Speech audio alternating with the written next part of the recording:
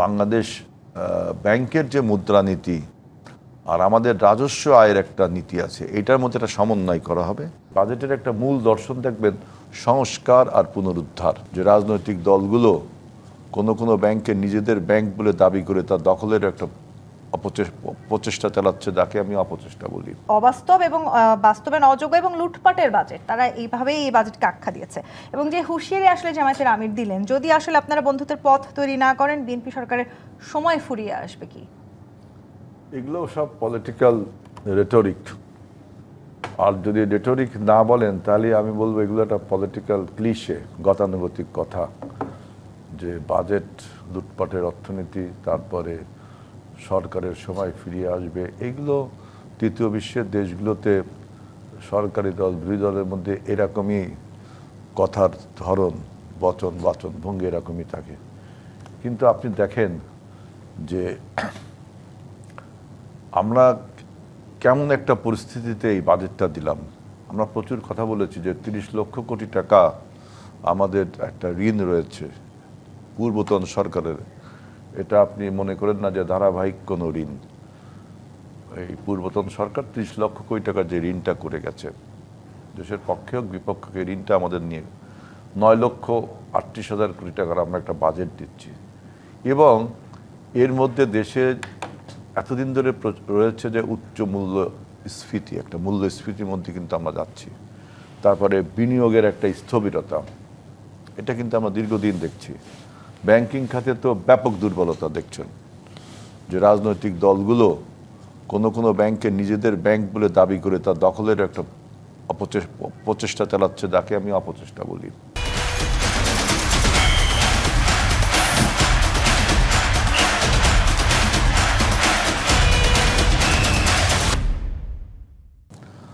আর কর্মসংস্থানের চ্যালেঞ্জও রয়েছে। এরকম একটা অবস্থায় আমাদের এই BNP Sarkar always love to face all the challenges. এই চ্যালেঞ্জগুলোকে মোকাবেলা করে আমরা একটা বাজেট আজকে দিয়েছি।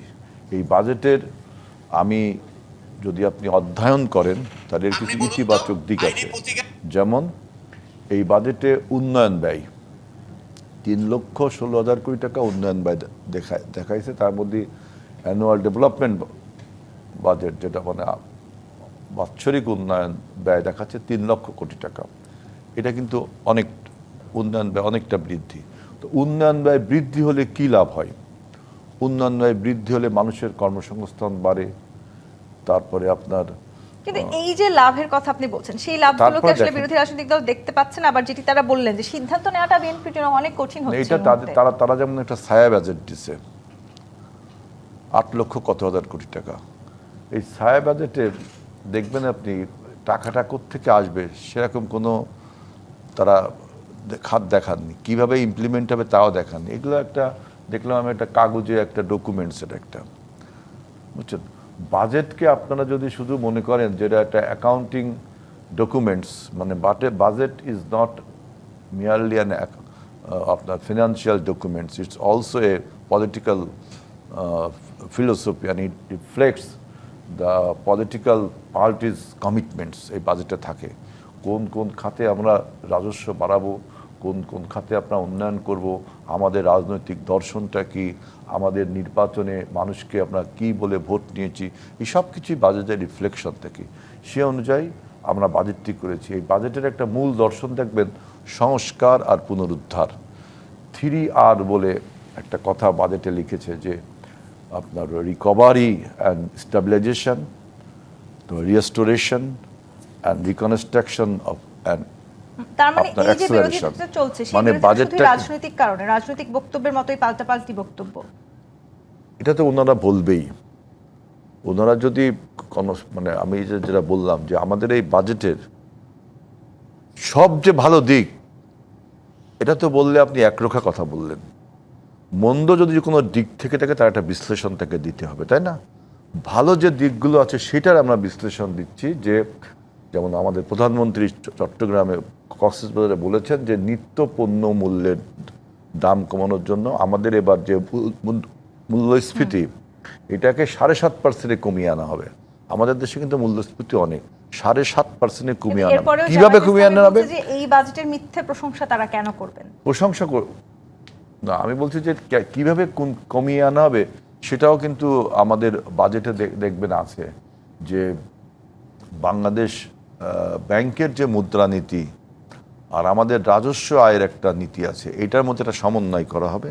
আর আমাদের যে নিত্য পণ্য এইগুলোর যে আপনার উচ্চ কর এবং ইম্পোর্টেড যে করটা আমদানি কর, এই করটা কমিয়ে দেওয়া হচ্ছে চাল ডাল তাইল নিত্য পণ্যের, তাই তো আপনার মূল্যস্ফীতি কমতে বাধ্য।